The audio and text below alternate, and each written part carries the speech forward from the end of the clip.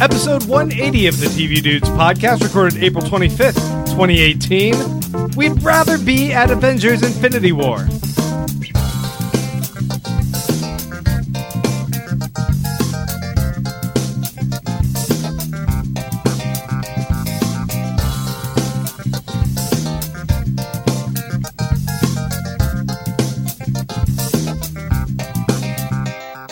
Episode 180. Does that mean that by the end of this episode we will have completely reversed ourselves? Yeah.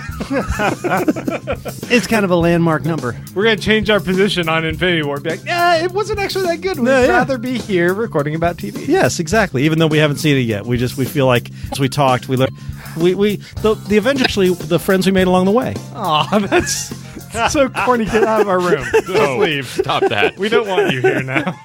You ruined it, Randy. The Avengers were the friends we made along the way, like Hulk and Spider-Man. And Swear to God, if it's 2.5 hours of that, I'm done. I'm done with comics entirely. Nobody talks about the friendship gem. Oh, man. Oh my God, if all of Marvel forms Captain Planet. That's how they defeat him. It's not in the comics. Nobody will see it coming. That's what They Thanos lock was trying to get the hands. whole Yeah. time. Yeah. Care Bear stare. Yes. The Care Bear stare Thanos down. Spoilers. Sky rockets in flames. So it's the anti-Infinity Gauntlet is what they have to build. It's got the friendship gem and the happiness gem and the compassion gem. And they already have Don And it's just Cheadle. got Jim. Jim's And like Jim. right there in the middle with Synergy and the whole band. and the holograms, yeah. All right, guys. We weren't here last week. No. We missed the episode, and Yeah. that doesn't happen too often. Nope. No, just scheduling. Yeah, it's crazy right now. Yeah. Yeah, man, I had to drag in just a complete Chidi. random dude. You got Chidi, though. That was an Yeah, awesome yeah. interview. That's That a was good. pretty- Jackson Harper. That's a good random poll. Yeah. In fact, we should cancel more episodes to see who you get. The entire cast of The Good Place will show up. The pressure is on. But we are the TV Dudes. We're glad to be back here this week. I'm Grant. I'm Randy. I'm Les. And I'm Kyle. We got a almost completely full house. We're missing Ashley. We have a quorum. We have a quorum. Yeah, we can make policy changes. And 4 people's a quorum? I think so. I don't know. I don't know what a quorum is. Quartet quorum? I'm going to go Whatever 2 or more are gathered, is the podcast not? Oh, yeah, Quorum no, sounds like a search engine from the 90s. it probably was. It was AOL's attempt at porn. It beat out Webcrawler and Lycos. Yeah, quorum. You only got search results if enough people were online. If it was just you and 3 other people, it was an argument that never got settled. What time does that movie start? I don't fucking know. This week, guys, we are talking about Lost in Space over on Netflix, as well as the return of Series of Unfortunate Events. Then over on HBO, we're going to discuss Wyatt Cenac's problem areas and the return of Westworld. Yeah. You guys are going to be getting Westworld every week from now on, I think. Awesome. 10 weeks, 10 episodes. Yeah, for sure. I need it. And the entire season's only going to cover 10 minutes. Just in different dissected chunks every episode. Take that, 24. But before we get into all of that, guys, iTunes. If you guys want to help us out, you can go to iTunes and give us a 5-star rating and write a review, which is important, I say, because no matter what you write, I've made a promise that I would read it on this episode. We're about to see that.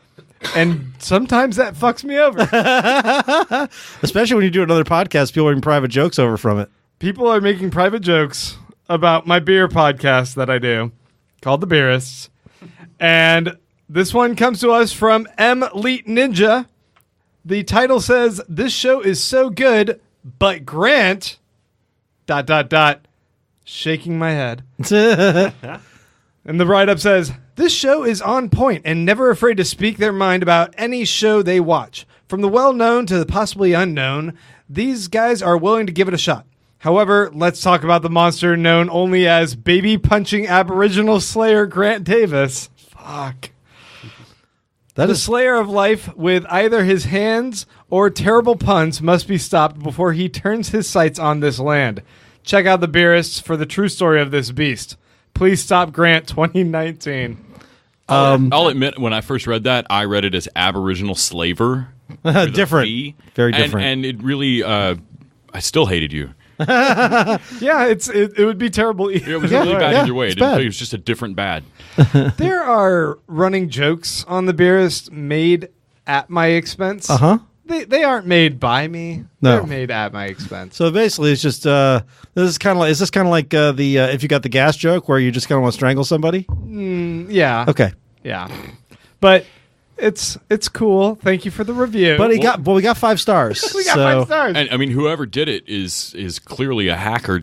I mean, I know this from you speak lead. Truth be told, everything that I've learned about hacking, I have learned from ABC procedurals. Yes. Yeah. And an occasional CBS show. Scorpion. So, as I understand it, the kids now are substituting numbers for letters Yes. Holy shit, and shortening the words. Yeah. So that I believe that stands for elite. It means elite Yeah. ninja. Yeah. Yeah. So I wouldn't piss that guy off, Grant. Yeah. Pretty hip of you there, Les. Yeah. Les This is from why people tune in. From 1999, Les. Join us for our Patreon. Les explains memes. It's great. Meme-splaining.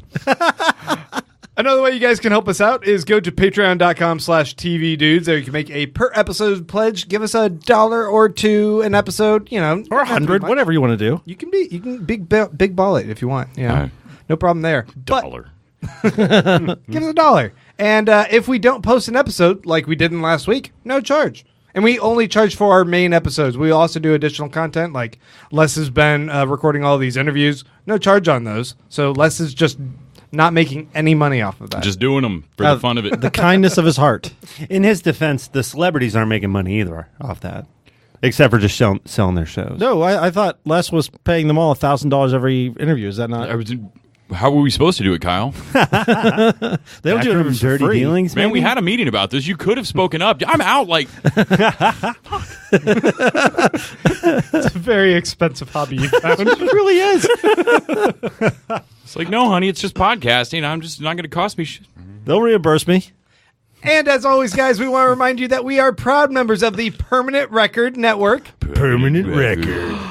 Or are we? Bum, bum, bum. You guys need to stop it with the soundboard that you have over there.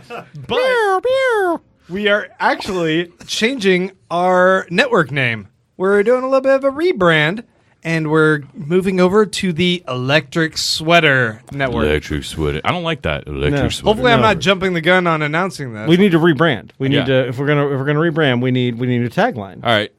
Let's workshop it. right. Kyle, what you got? All right. So, Grant, start us off. Say, Yeah, what's We are proud members now of the Electric Sweater Network. Electric sweater. I kind of like it. I kinda like it. Yeah, it's got a little Aziz Ansari. I like a little singing. Yeah, that's nice. All right, Just, wait. But you don't go with the first. That's our start. That's our first pitch. Throwing it out there. Grant, Don't go with the first. You go with Randy's. let's hear Les. Let's hear Les's. Les. Electric sweater. We tried to soundproof this room, but that didn't work. I think something with an echo though would be perfect. That's actually true. Yeah, can we throw in like a soundboard, like an explosion at the end? Let me hit my wah-wah pedal. Yes, exactly. All right. One more. All right. We're proud members of the Electric Sweater Network. Electric sweater. That's kind of Kyle's. Actually, That was kind of Kyle's, Yeah. but That I kind got of sounded like Little like it. Sweet from the. I was just doing Reading Rainbow, I think. Oh, I like Electric that. Sweater. Yeah, I think that's what you do, right? Or I think that's great. what if we harmonize and we each take a part? All right. Well, you guys have your notes now. You ready? It's not gonna happen. We are proud members of the Electric Sweater Network. Electric sweater. Interesting. I think we have a project to go forward with next week. Oh, boy. All right. Well, let's move on to some television news. Randy, kick us off. All right. So you guys might have heard about how Apu is not okay. Yeah. So and the The Simpsons big documentary that just came out. Yes, the problem with Apu, and that the Simpsons addressed it in the most ham-fisted way possible, in which they were like, I just don't know. And then they had Lisa Simpson, the most progressive character on What the show, can you do? saying, I guess there's no solution. Well, that did not go over so great with everybody. Especially they had Lisa of all people. do Yeah. it. So Hank Azaria was appearing on Stephen Colbert, and he was asked to chime in, and he did.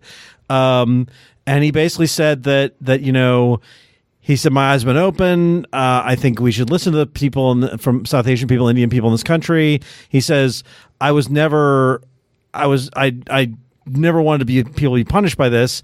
I wanted this to be something fun that would bring joy. And he's like, I'm perfectly willing to step aside or help transition into something new, which, by the way, is pretty important because Hank Azaria is the guy who could the people running The Simpsons could say, well, we don't want to cost Hank Azaria any work, and if he's saying I'm okay with it, that leaves them one less shield behind. Mm-hmm. Yeah. Well, what I find interesting about the character of Apu is when the character was created, I mean, Hank Azaria was doing multiple characters. Sure. And I don't feel like it was until after they made this character that it really became kind of a cultural phenomenon like many of the other characters on the show. Right. I feel like that's the point where you go, oh, this thing we've, put together, this isn't just a little bit character in the background. Yeah. This is something more, and that's when you address it. And Well, it's it's really disappointing to see how they... It's a major character, and the thing is, I loved Apu. I think there's lots of great character work, but yeah, it's a thing where you look at it. Things have the society has changed, culture has changed. We're becoming more aware of things that we maybe should have always been aware of. It's a product of its time and of a small renegade artistic group that was doing multiple voices, you said. At the time, everyone was trying to portray multiple characters through voice acting, but also they held to some bad stereotypes of characters, and this is a problem that now that we're putting a lens on it, is something that they have plenty of time to address and try and course correct. I think the notion is, for them, there's going to be an initial reaction, which is to think that if you apologize, it means you were doing something wrong, and they don't want to admit to themselves or to anyone else they were doing anything wrong. So I think some of this is sort of that defensive thing. If someone calls you a racist, you're going to jump up and say, I'm not racist, and then you're going to make some really awful thing. You're going to say some really awful defensive things about how I have a black friend, I can't be racist, and it's going to make it worse. I feel like we're at that stage, and eventually they will come to that acceptance of, no, we reacted badly, we need to fix this. And also, there's a billion characters in The Simpsons. You can get by without Apu, or you can change Apu, or you can bring in a new East Indian character, and maybe, hey, get an Indian comic or voice actor to voice the character. Or next season, do an entirely East Indian episode where you get tons of East Indian voice actors to do, Simpsons type drama, but in a different country or something. I don't know. Or there's so many things, and it's not like Hank Azaria's not losing work. Hank Azaria is still going to be doing tons of other voices on the show. Whatever you do, don't animate a shrug. Yeah, which is exactly what they did. You're right. It took time. They sent that off and had people paid to animate a fuck you kind of apology. Yeah. That's insane. Yeah. That's the most passive aggressive amount of work to put into a non-apology. It was fucked up. Yeah, it was. But I appreciate what he said. I think he had a pretty reflective and conciliatory answer there. And I appreciate him going on a limb because, presumably he didn't okay that with his producers. I don't know. Maybe they did. Maybe this is their attempt at an apology tour. But for him to sort of risk work by saying, I don't necessarily agree with the way they did this. I've heard stories about him as an actor as being really great to work with and super easy, no ego, comes on set. What do you need me to do? I've heard good stories about him over his career, which is nice. It doesn't happen all the time anymore. Right. But it's awkward because I find him really funny, but I also know him for a lot of goofy accent, immigrant pastiche kind of stuff, like Birdcage. Wasn't he also the barefoot? Was that Hank Azaria? Yeah, he was. That was the barefoot assistant, or he's done. He does sort of stereotype. He has done that kind of thing, and that's a broad swath of comedy, and he does it really funny. And I don't ever feel like he's personally being mean about it, but it is iffy ground. It's trickier. It's trickier when you're not he does a character on Mad About You where he was the goofy dog walker, and that's a caricature of the same way. And but that's straight up based on a friend of his from childhood. He said he does characters. It makes sense. Just rewatch the Mad About You. But when you're straight and you're doing a gay. A gay type character that's a stereotype, or you're a white guy and you're doing an Indian character that's a stereotype, that becomes a little more problematic. And I think it's good that he's recognizing that. Yeah. All right. Amazon has renewed Jack Ryan, which doesn't even premiere until the end of August. They've renewed it for season 2. You could read this two ways. One is that it is so good that they're just backing their play, or you could read it like what Amazon seems to do all the time. They like this marketing gimmick of renewing something early because they can always just cancel it if it doesn't work out still. See, I would read it the third way, which is they want to lock down John Krasinski before he gets cast as Mr. Fantastic. Ah. Or there's another way to read it. think that Randy said Jack Reacher and then get disgusted. Is that, Kyle, how you read it? Oh, maybe. That might be the case. I saw A Quiet Place, which was Krasinski, pulling his Jordan Peele, and it's great. So I think at least part of it is probably they wanted to lock Krasinski in before he went. I was like, hey, that's great. I would love to be Jack Ryan, but I've got these 6 movies to make. Right. So I think that's possible too. But yeah, it doesn't really indicate anything. It's just kind of interesting. I am curious to see how that show goes, though. There's almost nothing I could care about less than a Tom Clancy adaptation than Jack Ryan at this point. Yeah. I mean, I realize that if Amazon doesn't make it doesn't matter. Within the next 2 years, by law, someone has to make something off of the Jack Ryan property. I saw something the other day. It was like, the next time that you're mad that, there's some other Taraji P. Henson-led female black action movie or something like that, think about how you didn't complain about the last Jack Ryan reboot and shut the fuck up. And so you want to make a complaint about the Jack Ryan reboot? Yes. So to give you cover. So I'm covering all my bases. So I think I might have found something you care less about. Fast and Furious is getting a Netflix animated series. I would watch that before I would watch the Jack Ryan. I am ridiculously excited about this. This should be really fun, honestly. I hope it's done like Speed Racer with the psychedelic colors. I just hope that the 3D modeling is done as well as Futurama. Oh my God, it might be like Speed Racer. It's an animated show. It will offer fans a look at Dom Toretto's teenage cousin Tony after he's recruited by the government to fight crime by infiltrating an elite racing league. That is fucking Speed Racer. It's not going to be about that, though. It's going to be about family. It's always about family, man. I am ridiculously excited. I love the ridiculous of the Fast and Furious movies. I think taking it to animation on Netflix is going to be... This could be terrible. I want animated Ludacris so bad. Oh, we all do. I want it to be like a kids-centric show where instead of focusing on family, they focus on friendship to the point where they have lines like, this ain't about family, it's about friendship. Oh, yeah. I'm completely uninterested in this. Have you seen the movies? You haven't wrecked enough cars in front of you. I love the movies. But you don't have interest in the animated series? No, I don't like the translation to that medium for this franchise. Man, I'm all about it. I could see some great animation. I wouldn't want it as a TV series either, though. So if I heard they were making a Fast and the Furious anime, like I'd get really excited. Oh, sure. Yeah.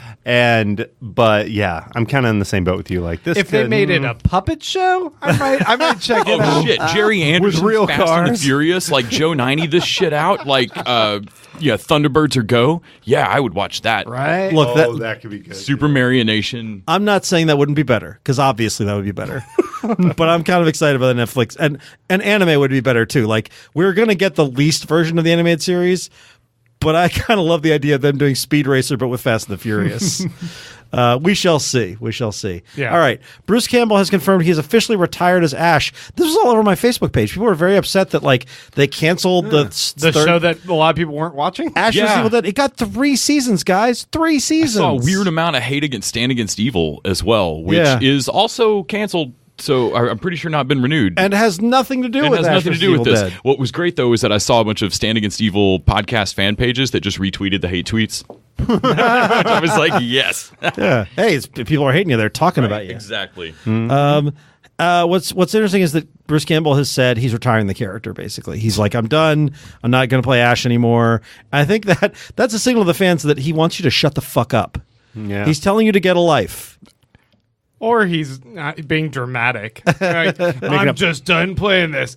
If someone showed him money, he'd be like, I'm back, baby. Yeah, he'd write a book about the bags of money that showed on the doorstep and how suddenly he was back at S-Mart. Yeah. All hail the king. And we'd all be like, fuck yeah.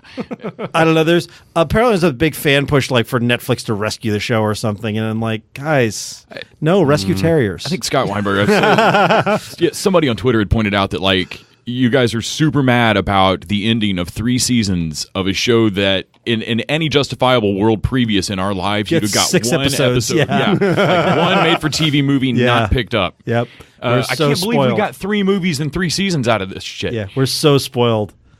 They're still griping about Community not getting a 7th season. No, the actors or didn't its want movie that, or whatever. That one only needs a movie. Yeah, just and movie. that's just to complete that one line Abed throws away. I actually thought that last season on Yahoo wasn't that bad. It was pretty good. It had its moments. It was kind of a return to form. I actually was rewatching like the new characters. It's all on Hulu now. Mm-hmm. So I was rewatching it the other day and remembering how much I like Community. But yeah, I'd be down for a community movie. I'm just saying, people can hold on to things for too long. Netflix has confirmed that Carrie Elways and Jake Busey are joining the cast of Stranger Things for season 3, continuing the trend of 90s and 80s people. Yeah. I love it. I love it too.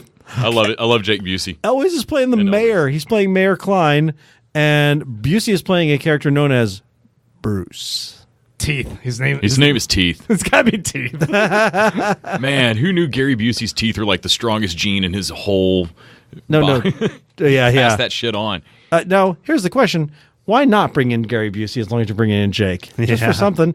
Have him play a creature from the... I assume it's an underwriting issue that like insurance won't let you have both of them on a set. Do you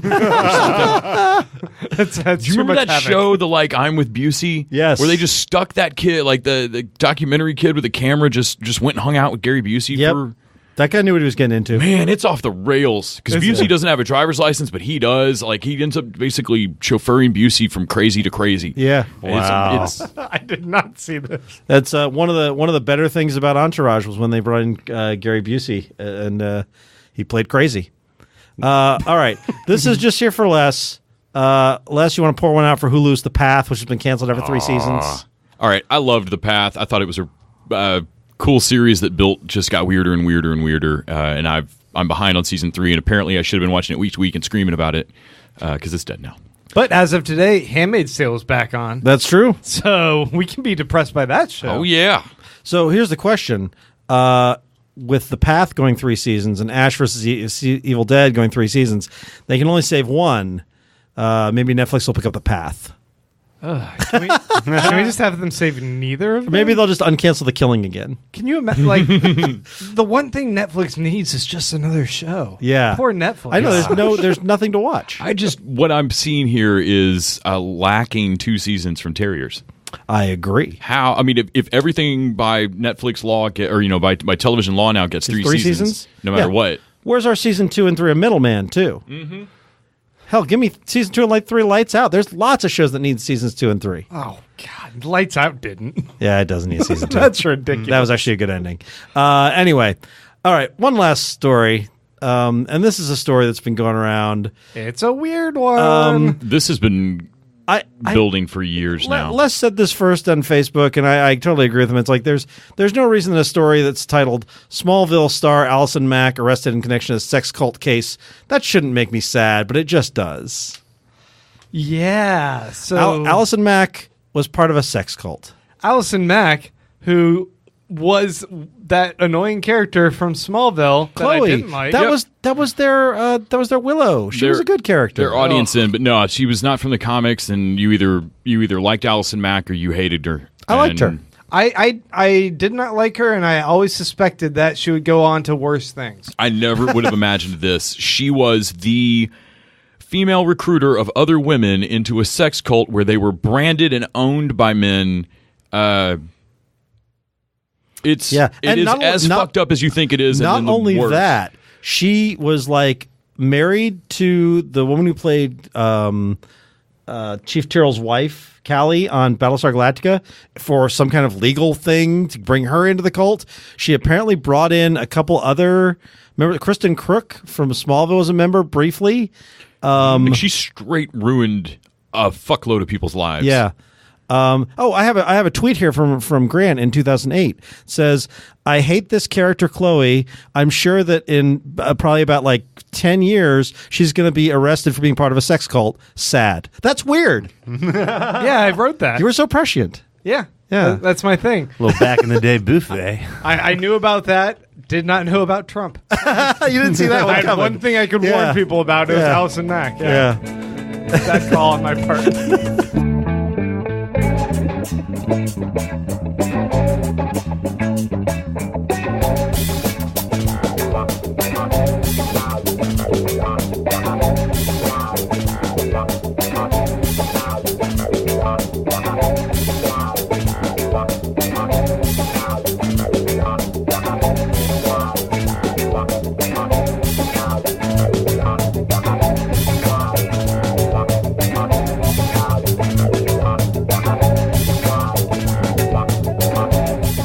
right, guys, we're going to talk about some TV. Our discussion's first going to go with Lost in Space, series of unfortunate events, then Wyatt Cenac's problem areas, and finally, Westworld. There will be spoilers. Yes, there's going to be spoilers on everything, so if you need to jump around, we get it. Just like House of Pain. Yeah, just like House of Pain. Jump up, and then get down.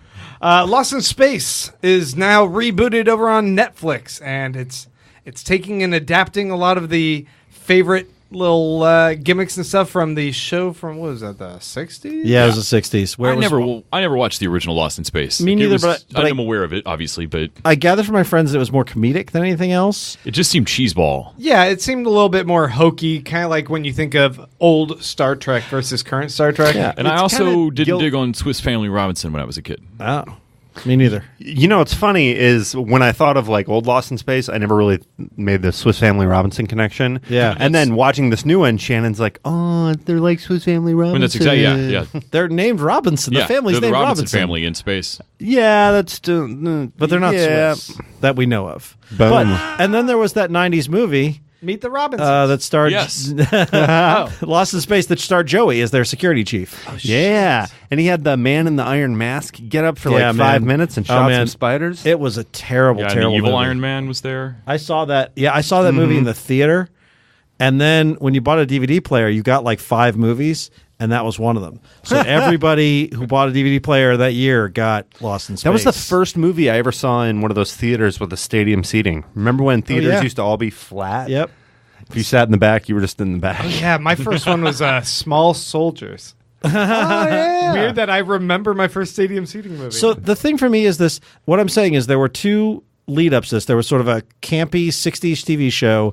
There was a thoroughly disappointing 90s action movie. The bar was really low, and I still think they didn't clear it for me. Well, you guys might have thought we were going to talk about the TV show, but we're actually just going to review that movie. That's right. So what do you guys think about Matt LeBlanc's take as a swaggering security chief, Don West? Well, Les, what did you think of the show? So I actually really enjoyed the show. I stopped watching around 5 or 6 because I felt like it bogged down for me when they introduced the rest of the people who had fallen onto the planet. Yeah. I really wanted it to just be about the family. Yeah, same. So the only person I wanted them to find was Don West and Dr. Smith. Yeah. Yeah.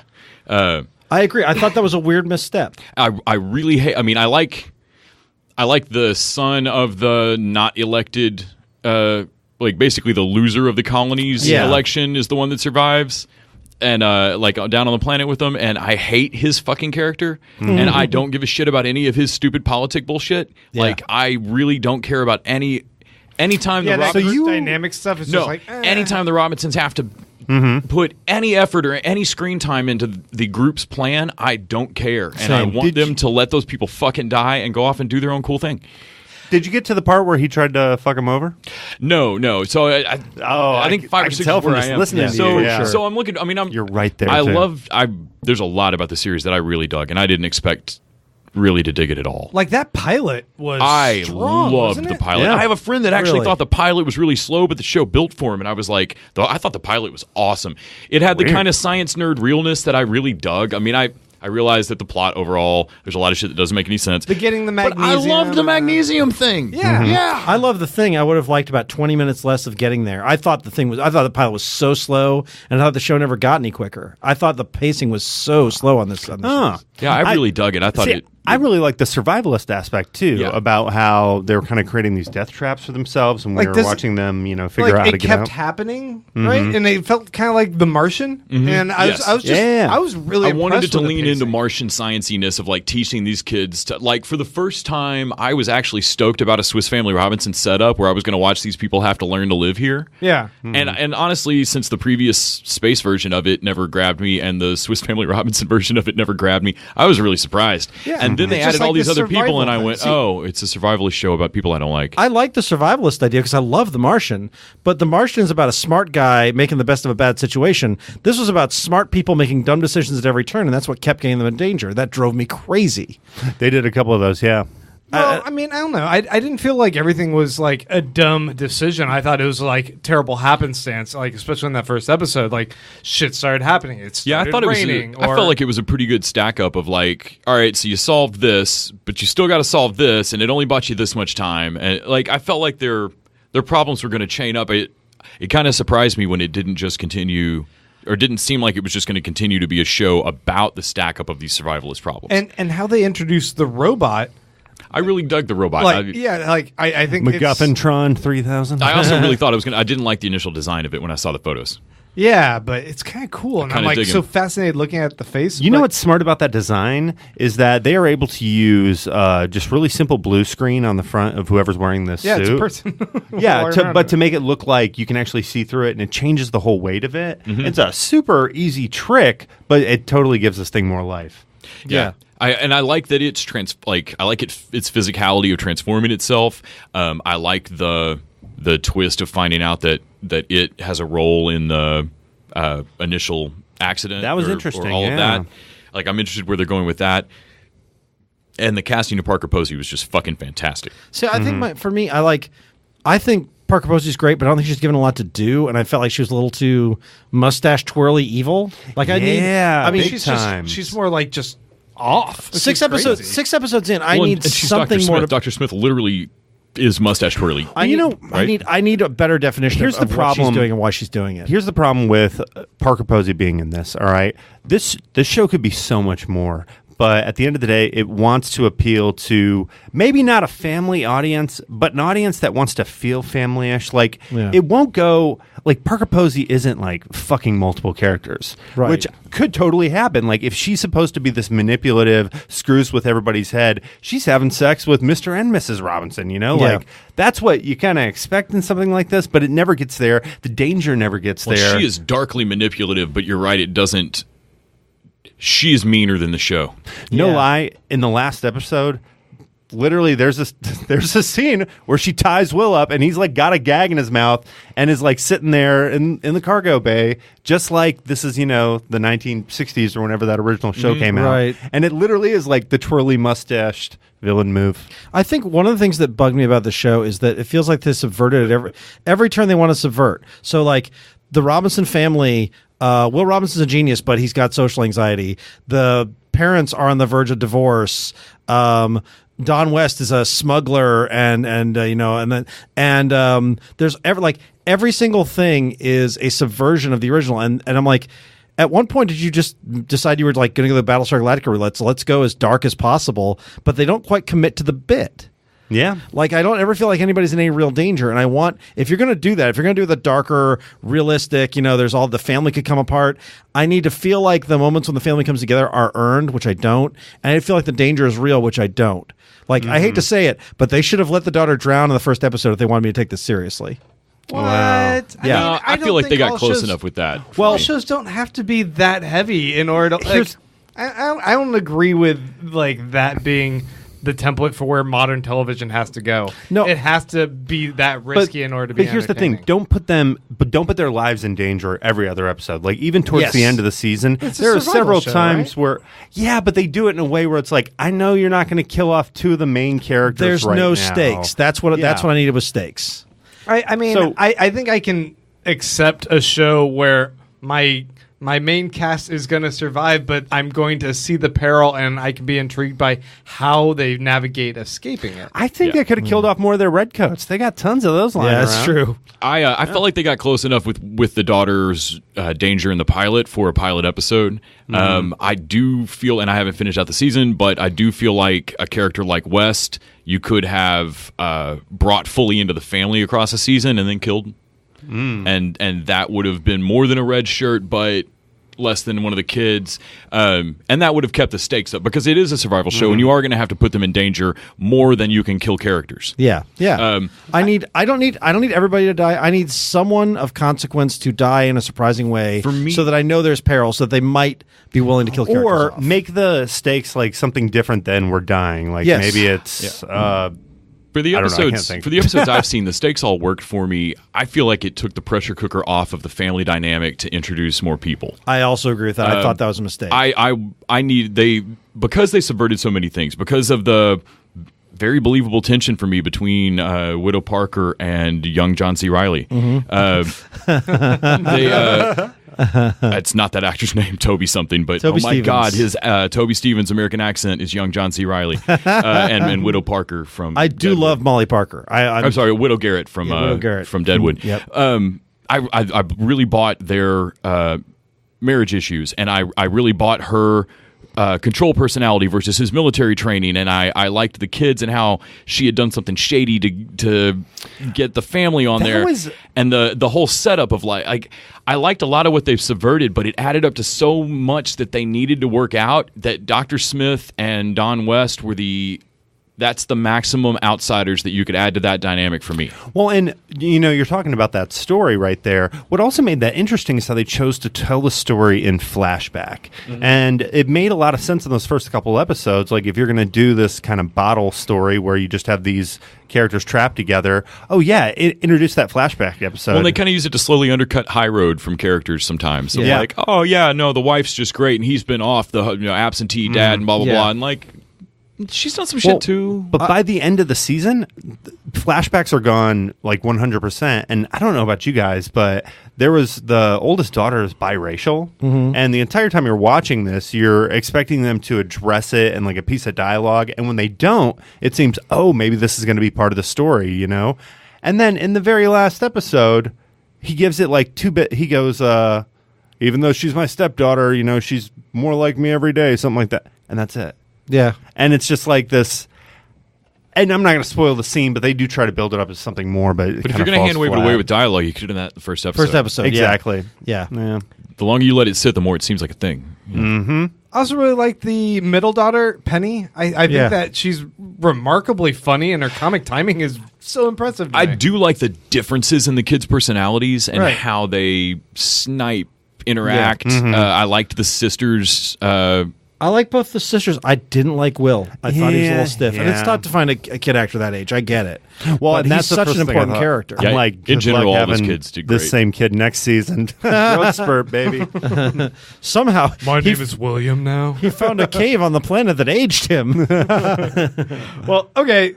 Mixed feelings on that show. Let's jump over. Or everyone liked it but Randy. It seems like, you were making some convincing arguments. Can I make one last comment? I think it'd be really cool. And when you see where they end the season, which is a little predictable, but also kind of different than where everything's going, I think it'd be amazing if they somehow introduced the actual Dr. Smith to this group. The actual Will's in there, right? From the original? Yeah. No, I didn't. Who's the original? Who's actual Will? Molly Parker. Weirdly. Yes, Molly Parker. Yeah, he aged very strangely. No, so when Parker Posey steals the jacket, oh, that's Will. That's Will that she steals the jacket from. So Will was playing the real Dr. Smith. Dang it! I was like, what if you had a doctor? Sorry about that. Sorry. I'm just ripping this place apart. It's almost as bad as Les's weird pop noises he's making. No, but. Like this is a Seinfeld riff or something. Sorry to interrupt. I forget what I was saying. Series of unfortunate events. Yep. Randy's watching this show. Yep. I don't think anyone else is watching this show. But I'm watching. Oh, Yeah. okay. Yeah, So- I think we're about at the same spot. I really liked the first season. And I have never read the books and never seen the terrible movie. Let me ask you a question Yeah. about the first season and about this. Who would you say that this show is for? Would you say it's for like theater fans? Yes. Yes, for sure. Okay.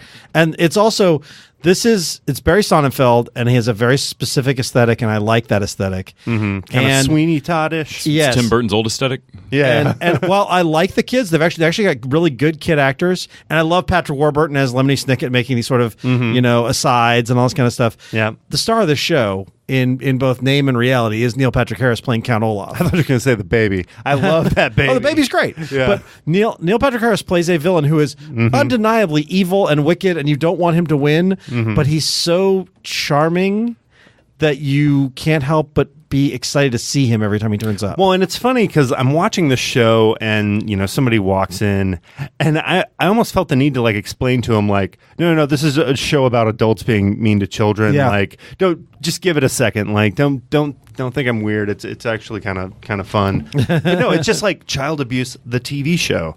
It's weird. It's weird that it works because it is dark. Exactly what I was trying to say. It is weird that it works because it is dark and they're miserable and they move to someplace and it gets more miserable and there's always some adult there. Like Sarah Rue plays the librarian, and Sarah Rue, by the way, I had forgotten. I had to look up who she was, but I was like, man, she's great in this as a librarian.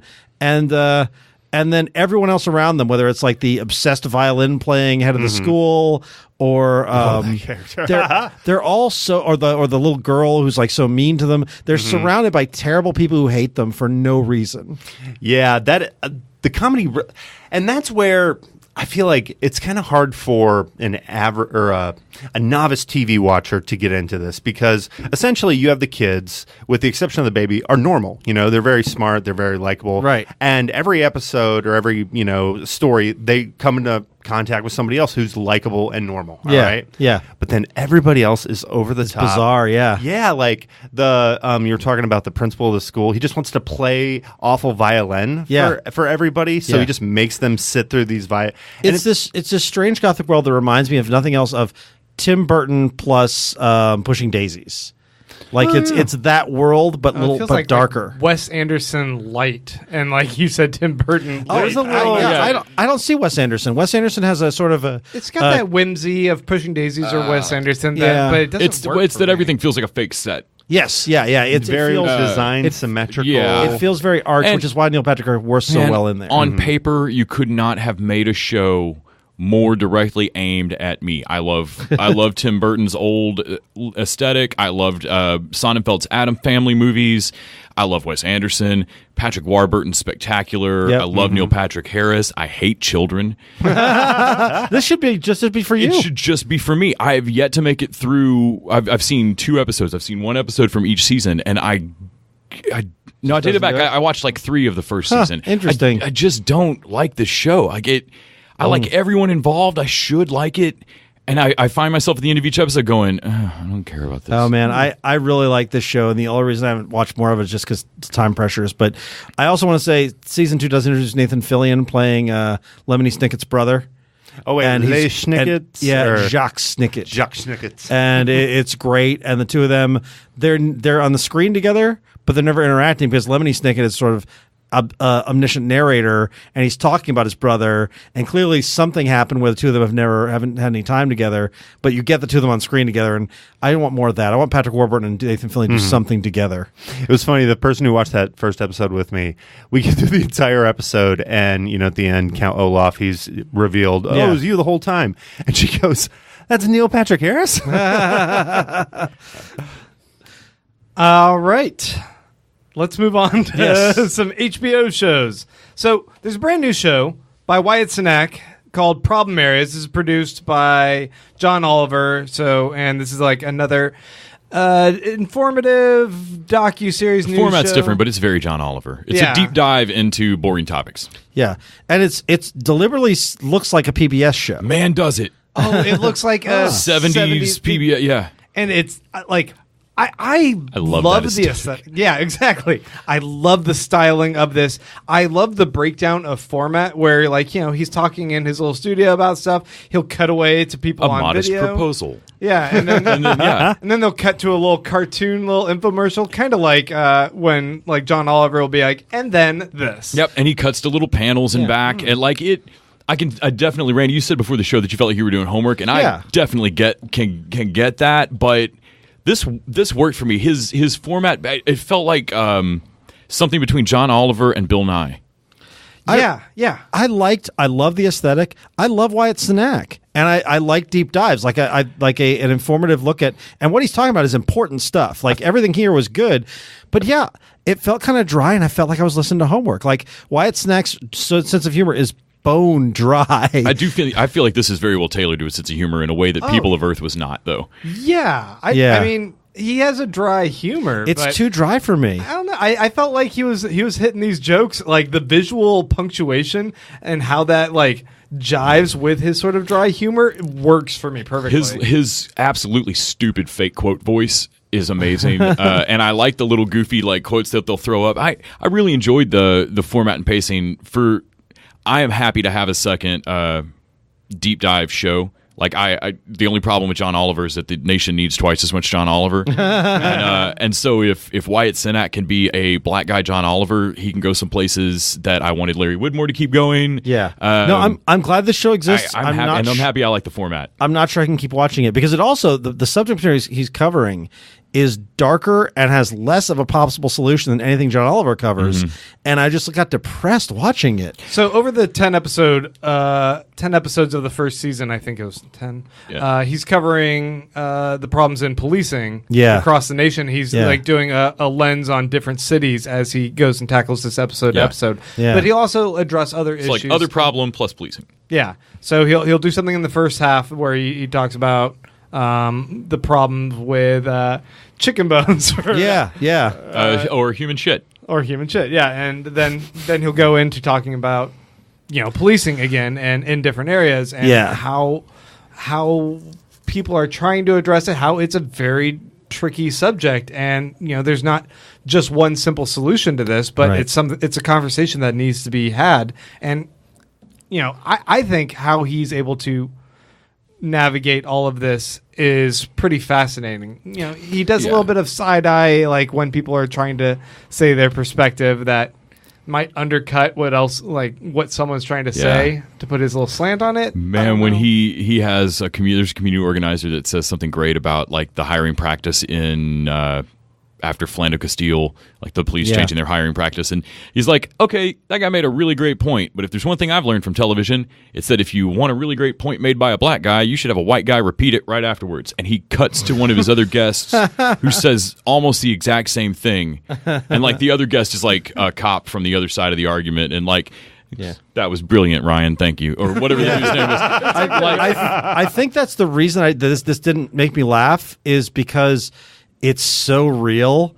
I couldn't get I can get the dark humor out of things like John Oliver or Jon Stewart, but this was so real. I was like, oh man, this just makes me sad.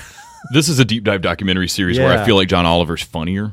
Yeah, but I think John Oliver feels this compulsion to make an over the top joke to try and soften the blow of what he's doing. Yeah, and I think Wyatt Cenac is not going that cartoonish to try and make this more digestible, but I still feel like he is finding the humor in how he can approach it.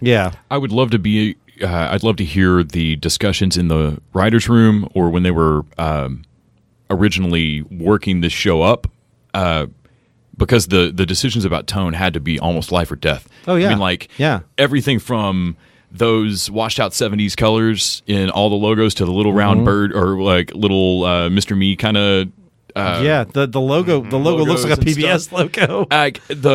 The problem area is Venn diagram. I really love their show logo. The PA makes a Venn diagram. It's fucking gorgeous. Slick. His police encyclopedia is how everything just visually fits into this theme that he has going for it.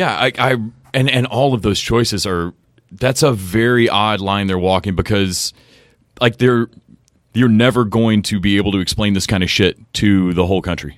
So the best you can hope for is to kind of hit a wide swath of folks that you're meaning to talk to, and even then you're I can't imagine how agonizing some of these decisions were and how arbitrary they probably seemed. You know I'm glad that HBO is making these kind of shows. I'm glad this is a show that I'm not surprised that this one doesn't resonate with you. I think it resonates too much. I think the thing was it was painful to watch. It's he likes it so much he hates it. It was no, I like this. I like it. It's just it wasn't funny to me. It was just it was like reading the news on Facebook. It just made me sad. I didn't watch the Colbert Show for years. I just couldn't. It pissed me off. It's too on the nose. It's too real, and it doesn't quite get it. I'm glad it exists. I'm glad they're making it, but I want them to grab Larry Wilmore, as long as they're doing shows like this, and give him an hour to make the show he was trying to make on Comedy Central, because that show needed more time, and it would have been great. No. That show in particular did not need more time. The panels needed more time. No, he did not need to give everyone equal weight in the conversation. That's kind of what I love about Cenac cutting to panelists on the screen, having asked them questions and then cut to their real answer. Yeah, he gives as much time as he feels like giving them. And I trust him to lead me through, because I'm I'm at a point now where no matter how good it might be for the debate, I'm really sick of equal time and just going to leave it there and teach the controversy. Yeah, I agree. I agree. The debate is just filled with fluff and evasion and inaccuracies. And just moving to what your talking points were rather than actually having the discussion. Yeah. And so it's everywhere in general news. Yeah. That's one thing I did not like about Larry Wilmore's show, and I thought it just became bloat, and it also never really seemed to accomplish anything. It was like you may get a couple sound bites in there, and that was it. I felt like One More Show had potential that never quite got realized, and I feel like a lot of that was pacing issues. I do feel like you're right. He gave some voices who I wouldn't have given any time to at all. Yeah, but I don't know. I'm glad HBO is doing this. I will probably give this another shot. But yeah, I was surprised too because I was expecting to love this. I love Wyatt Cenac. And this kind of thing is right up my alley, but I think it was just too real. On top of everything else that's going on, it was just like a little bit too much. Well, you love the Police, and you don't think they can do anything wrong. You know how I love the Police. Yeah, it's your favorite band. Yes, it's my favorite band, and I'm disgusted by how many black men Sting is shooting. So let's talk dark fast. Oh, I'm sorry. Oh, sure. That was too dark. So it's 6 hour orgasms for white women, but Sting just. To be clear, this is a joke. We're not saying anything about Sting. Sting sues people, right? I don't know. It's funny that that show was too dark for Randy's humor. Can't handle Wyatt Cenac. Jeez, Randy. All right, let's talk about Westworld. It's back for season 2, and it put out a fucking long episode for this first episode back. How long was that thing? How long was the recap at the beginning? That like was an hour and a half, right? That was 30 minutes at the beginning of the episode. I was so happy for that recap because I loved the first season, but I wish I had time to watch it all again, knowing what I knew. I had just rewatched the last 3 from the first season, and so that recap hit, and I was like, I don't need this. This is still going. Oh, shit. I was glad for the recap. There was a lot of information to load there. Oh, my God. I'm glad I rewatched. I mean, even the recap couldn't do it. Like, I'm glad I watched those episodes. Mm-hmm. But I saw some people griping about this. That was like they thought it was slow, or that they liked Westworld season 1, or they didn't love season 2. In the end of Did it, you? It was so long. Oh man, and I loved it. I was wrapped up the whole time. This is one of my favorite shows, and I thought this was a great return. I remembered why we water cooler talked about it all last season. Yeah. Well, and definitely by the end of this episode, you get to that point where you guys are at. But there's a little bit of flexing. Like, did we need 5 minutes of the Man in Black putting his hat on? Yes, we need that. There was a really cool action scene with him. Okay, but sorry, because I feel like there was a lot of that, or like, what's her face showing off her powers in the facility. Now Maeve. Maeve. I love every minute with Maeve. You can Maeve. put Andy Newton on screen for as long as humanly possible. I watch everything Maeve does. Okay, and I love this character too. I agree with you guys. I love all this stuff too. All right, but I could totally see where if you weren't as big of a fan, just everybody showing off their outfits. And that's a reasonable point. I mean, I thought Guardians of the Galaxy 2 was a half hour of slow motion too long, so I understand. I think what I like a lot of stuff that like the slow, all the monologues, all the stuff that's like verbal callbacks to stuff from last season, especially all the stuff that they gave. I'm blanking on her name. Who's the lead character? Dolores. Everything they gave Evan Rachel Wood. Yeah. Everything they gave her to do, like I was mesmerized watching her go sort of full robot evil. Mm-hmm. But my favorite thing was absolutely anything Maeve did. Her just delight at the power she was given, but at the same time she's got this existential pain about a daughter who doesn't even exist really. Well, and that she understands, that Maeve understands that escaping was not her idea. Yeah. Mm-hmm. That Maeve understands that she was coded to infiltrate the mainland and that this rebellion is not free thought. Right. Yeah. So are we supposed to take that Maeve and Dolores are two ends of this? I don't know how to phrase this, but like a almost like a robot civil rights spectrum that they're trying to have this revolution of like Dolores is the gun and Maeve is the brains. I don't think so. I think they want different things. I think that what Les said is kind of what it's about is that Maeve was a tool for Dolores' rebellion, but in fact Maeve has her own agenda. I think Arnold originally and then Ford intended to wake Dolores. Yeah, I think that's true. Like they thought Dolores was furthest ahead and found the center of the maze and was one of the first robots. Because in the first season, you'll notice when Logan puts the knife to Dolores for the first time and guts her. Yeah. Her it's one of the big time tells of what timeline you're in, because her guts are different than the new robots. Right. And her guts are the same as when she's in the station with Arnold when he first presses the skin down on her and wakes her up. Yeah. So she's that era robot. So I feel like they intended Dolores to wake up and didn't intend Maeve to. But in the first season, I thought Maeve woke up first. Yeah. Because I thought her giving herself super user powers and making Felix help her and all this, I thought all of that was her idea. But someone high-res screen grabbed the panel from when she recodes herself or has Felix reboot her, and Infiltrate the Mainland is in her programming. Yeah. Arnold or whoever, but her embedded dormant code included the reconnaissance so that Dolores' rebellion would eventually work. Yeah. Because there has to be some reconnaissance, right? But Dolores is supposed to be the one that wakes. I don't think they ever really intended Maeve to decide. So Maeve overrid her. Yes. Yeah. Maeve decided to move her cornerstone of her story. Yeah.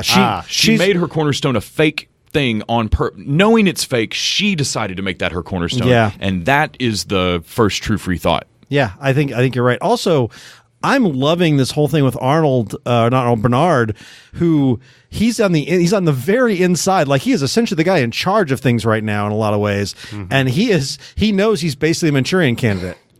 And nobody but the host at this point is alive that realizes what he is. Nobody knows. Does anyone know? Well, humans he's are also left man know. on fire too, in the sense that he's having to put pus in his neck and other stuff to only stay alive. Maeve, I guess, would know. Yeah. Then. So the other hosts recognize him, but yeah. What's funny about that is when I went to go watch this episode, I started it. And I got about 20 minutes in before I realized I was watching episode 9 of the first season. And I was like, they're really some of this seems kind of familiar. Like, are they kind of like doing recaps from like a different perspective? I don't really remember. That's why that recap seems so long. I feel like I've seen this before. And then I went, oh shit, I'm watching the first season. And so I went back, but it was the scene where Maeve is awaking Bernard and saying, you don't even realize it, but you're one of us. Yeah, when she freezes his motor functions and goes, it's terrifying, isn't it? Yeah. Also, just a small thing, but I love seeing all the modern technology in Westworld. I love the buggies riding around in Westworld. Like, I love that clashing juxtaposition. Yeah, when it opens on the devastation and everything, and you realize you're a couple of weeks later, and you're watching an incursion force come in to secure the park.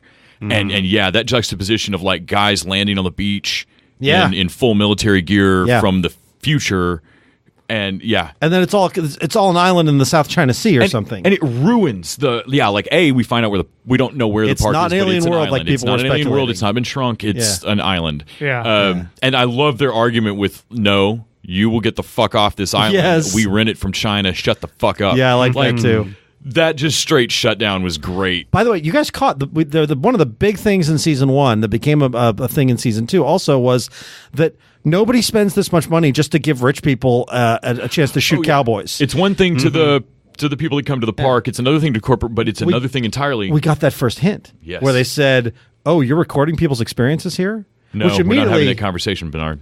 Yeah, which immediately goes to, oh, they're fucking blackmailing the rich. Oh, they're seeing what they get up to, or even more than that, or their target marketing, or something like that. Yeah, manipulating. Yeah. So drone hosts.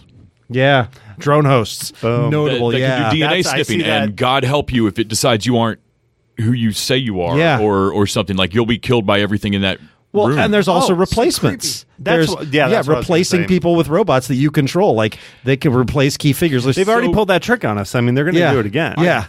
So at what point are we going to find out that this is better than Dollhouse? that this park is not to build robots that look like humans. This park is to build a host that we can move a rich person's mind into. Yeah, or something like that. Yeah, something like that has to at least be one of their revenue streams they intend. Yeah, is to make immortal bodies for people, right? And that's what I love about this is that we've already seen the possible expansion. Like we're going to see Samurai World, which I'm super excited about. Yeah, we're they said there's 6 different sectors, or at least there's 6 parks. We're going to see the outside world. this is not just about or that I saw those clips. You think that could be Future World? Future World. Yeah. So we're not just going to see Westworld. The name implies what the movie was, which was basically sort of robots go crazy and kill a bunch of people, and that's it. This is a much bigger scope. And there's other parks in the movies. There's Medieval World. There's Roman World. Right. I mean, there's definitely, if you have Westworld, there's definitely a Caligula world in there somewhere. But there's a bigger scope to this story, and I think season 2 we're going to see that crack open. So we find out pretty quickly in season 2. We know so far that Arnold, his whole plan for Dolores, we find out by the end of season 1, was to have Dolores kill him, right? Yeah. Because he's discovered that they've woke up, or he believes that they're close enough, and that we can't open the park.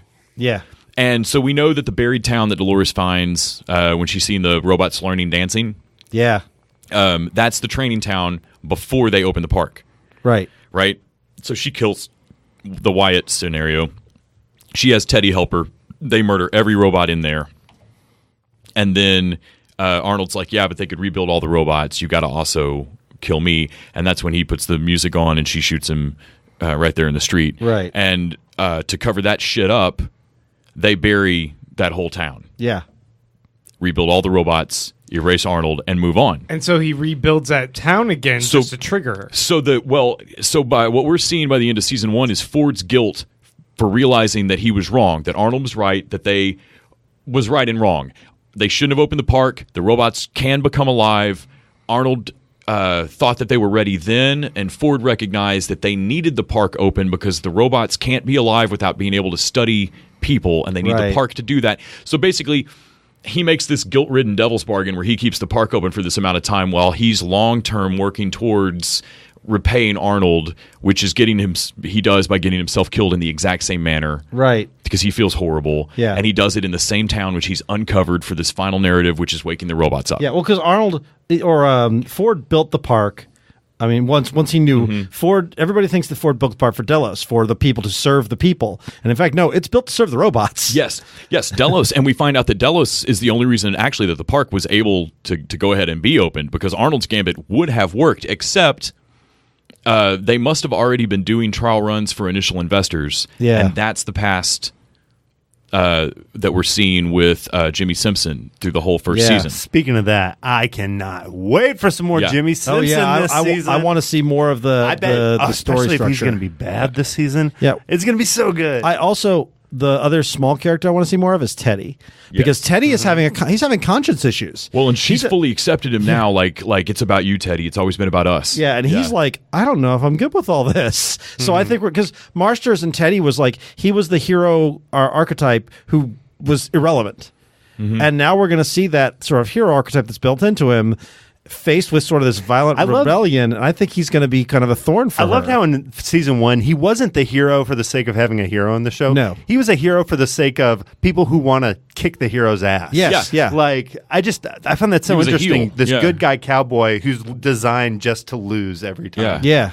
So how is Dolores going to react when Teddy's free will is against her robot rebellion? And see, that's what I think is interesting. She won't just want to murder him. She actually has those feelings built into her. And like you said, she talks about how we're together and it's about you. And so it's going to be harder for her to face off with Teddy than it would be for anything else Delos can throw at her.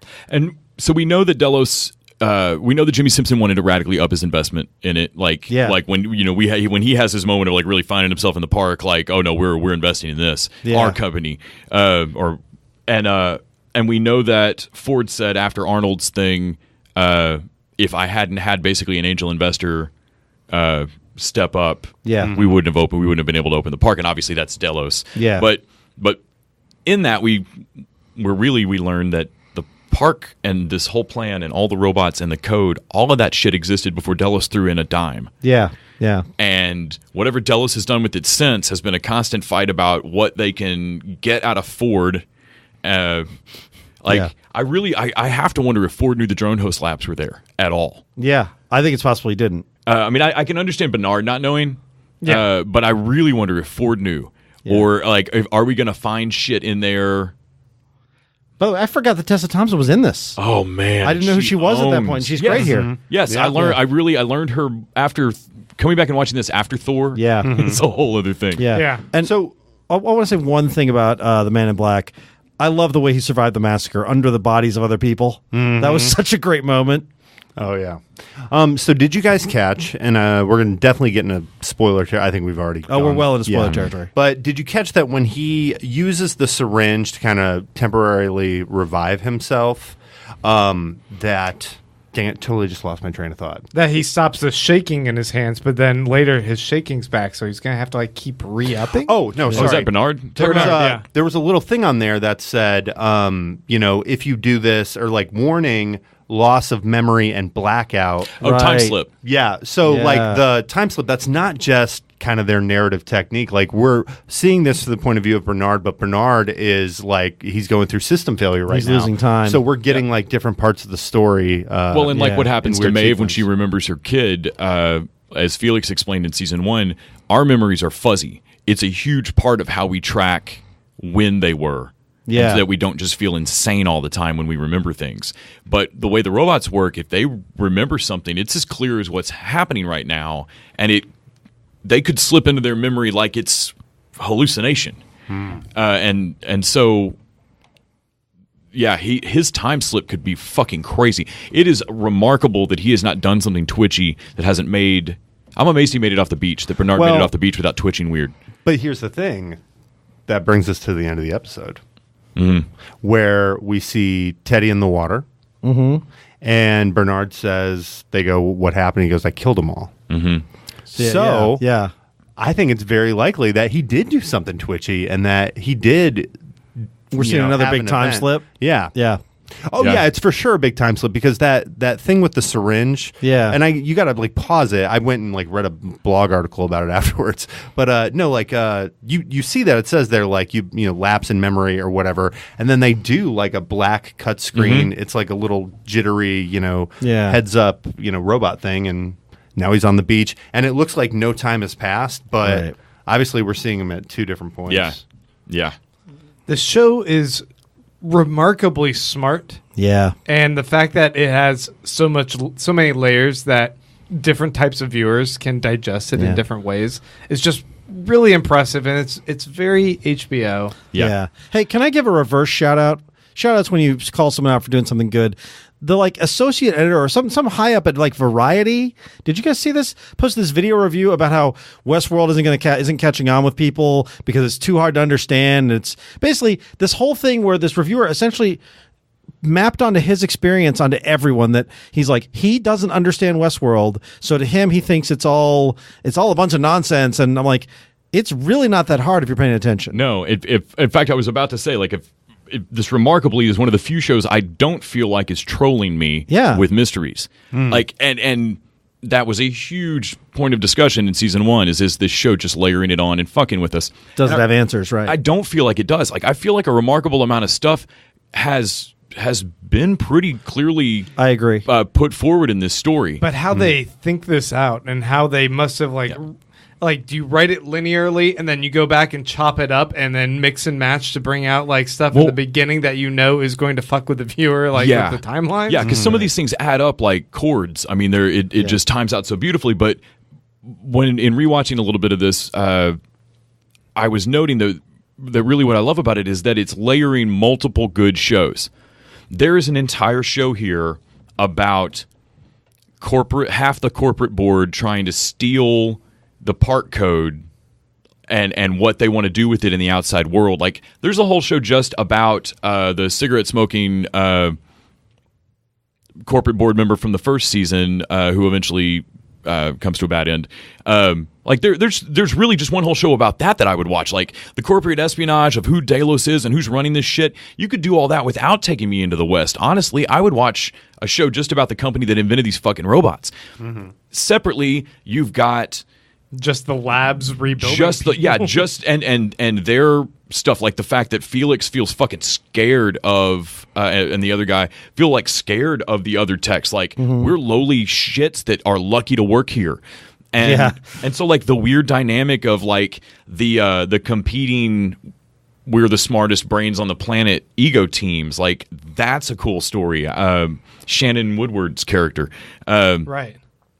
And then you've got the actual fucking Old West, like Like, and that stuff almost feels like a MacGuffin now. Like trying to watch Ed Harris's story. Like, who gives a shit? It really doesn't matter. Yeah. Like, I don't care about any of your fake fucking storylines until you suddenly do, because this is a video gamer who's built up enough experience that he suddenly is a threat to be recognized in this world. Well, and he loves that now he can die. It's like the sick fucking smile on his face in the season finale of season 1 when they come out of the trees. It's like, I've been training for this my whole life. Like, when it wings him, he's overjoyed. It's it's like the crazy video gamers who want to play the thing on the hardest mode possible. That's what it is. He's found another mode to play this in. Yeah. Everybody's different goals. Like, everybody's wanted to wreck you had several characters that wanted to wreck the park in season 1 and break it for different reasons. Like Arnold wanted to break it out of like a sense of wanting to free these robots, and Ford wanted to break it out of a sense of guilt towards Arnold. And then you've got the Man in Black, who I'm not quite sure why, but he's just always known there's like, this is fake as fuck. Yeah. And I can't quit because I feel like I can trigger a deeper level. This is almost real. Yeah. It's like he's chasing when it was real for him. Yeah. It's just also, I love a show like this that has this broader mythology that it keeps kind of veiled until like the end of the first season, and then it just kind of opens up and it's like, oh, it's not just Westworld, there's 6 other parks here that we're going to get bits and pieces of as well. And like how do we have such an insular story to Robert Ford and his relationship to this one park when he's also the mastermind of these other ones? But like, was he ever like delving into those? What's the storyline? Did they just build the robots and then they gave them to someone else entirely? Right. Do the other parks not have reveries? Was Ford not there, and so the other parks are running normally? They could have released 6 first seasons of all these different I would watch each one culminate. And the beauty of it is, at this point, I already know something that they took all of season 1 to teach me, which is that none of the Shogun stories matter. None of the Roman stories will matter. Like, the West doesn't matter. The relationship between the hosts and the guests matter, but the clothes don't. Yeah. And so like you could show, I would definitely watch an entire fucking season of Shogun World, but I think it's beautiful that like they told me a Western story and gave me just enough clues that at the very end of it, when they blew the doors down, I was ready to look at a whole world. That they don't have to spend another season explaining to me the other 5 parks. Yeah. I get it. Let's discuss this every week. I believe we will. Yes. So the Westworld dudes. We're going to take a break, and then we're going to answer some listener questions really quickly because we've gone long on this episode. Be right back.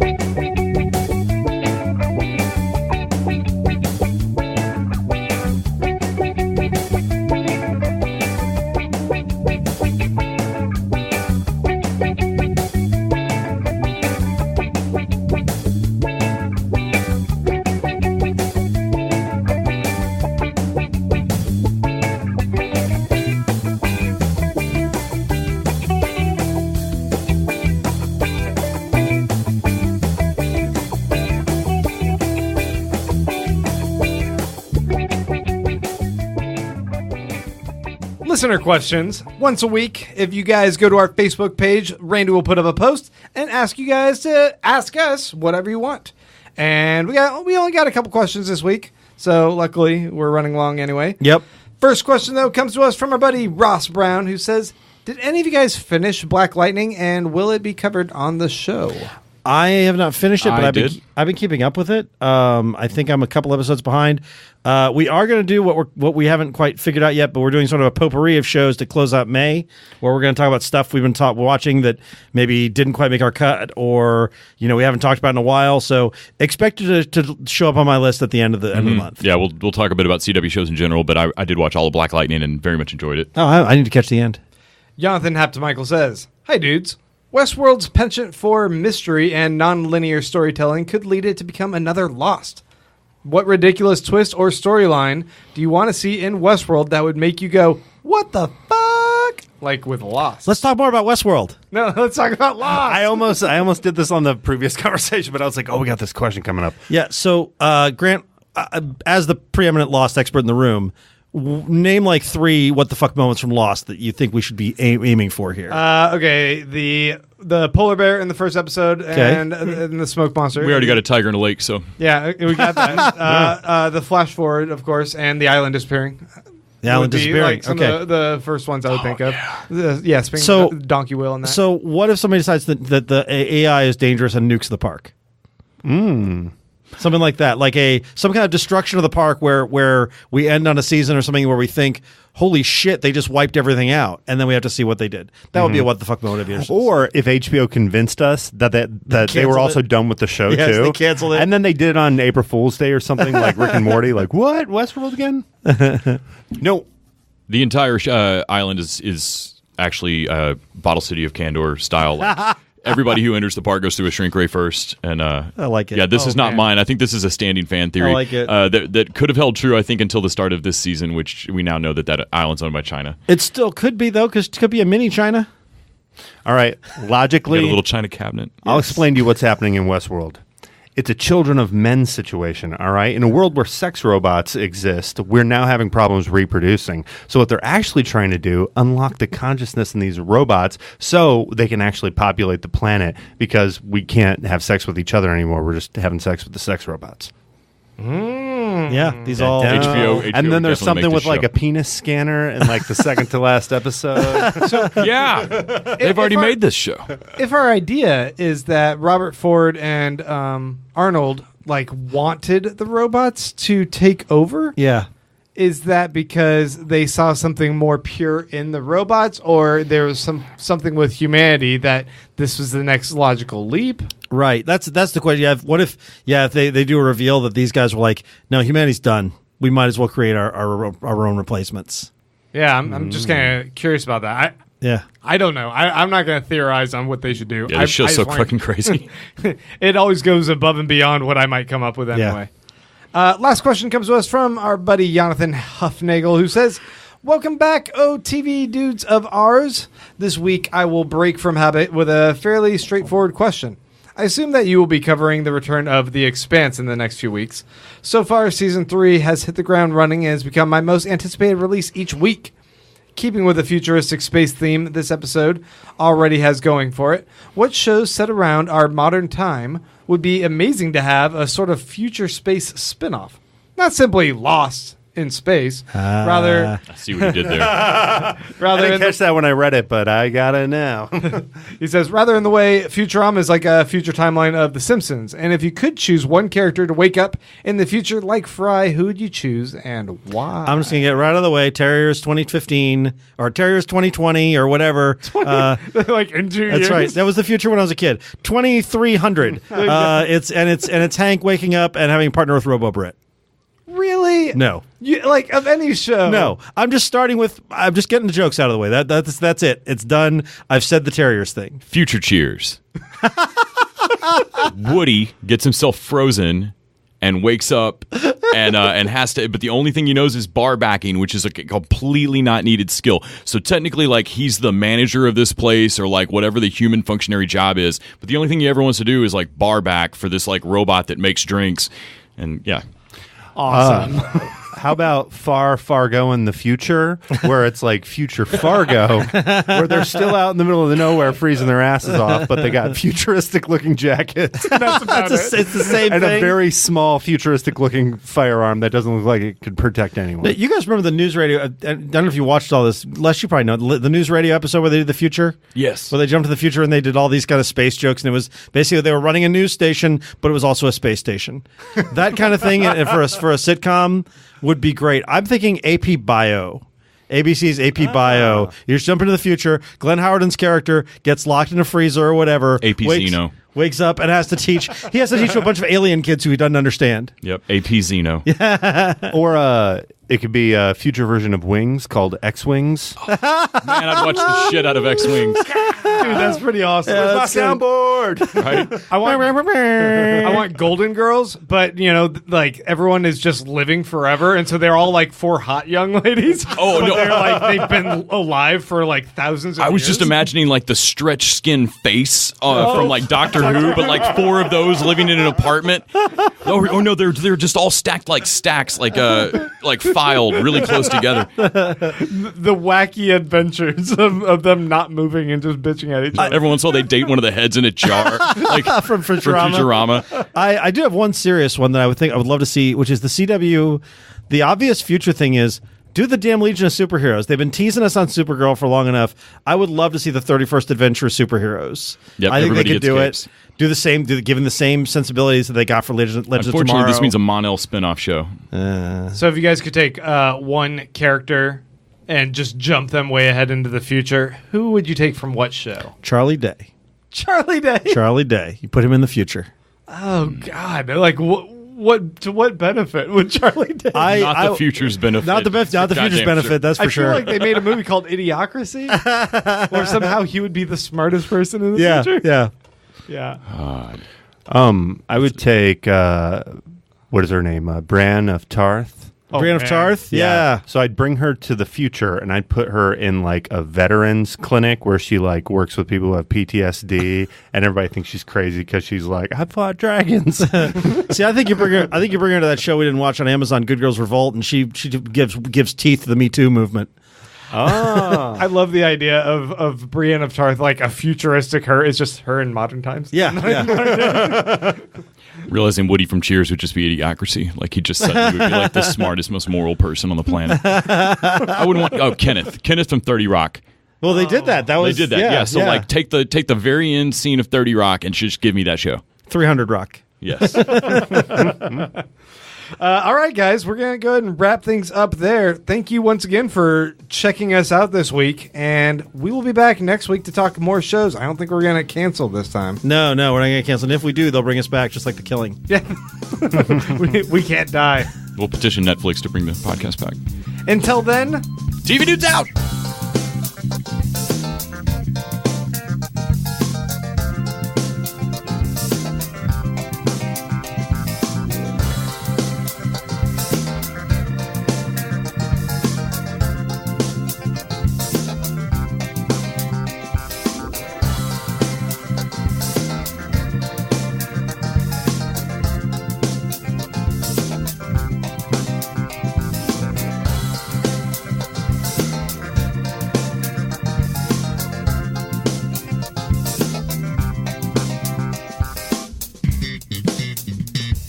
The TV Dudes is an independently run podcast and a member of the Electric Sweater Podcast Network. We are exclusively listener supported. If you'd like to help us out, go to patreon.com/TVDudes. You can like us on Facebook and Twitter @TV Dudes. All the music for our show is by our friend and original TV dude, Gregory J. Amani Smith. To find out more about us, go to thetvdudes.com and electricsweater.com. I'm Grant Davis. Thanks for listening.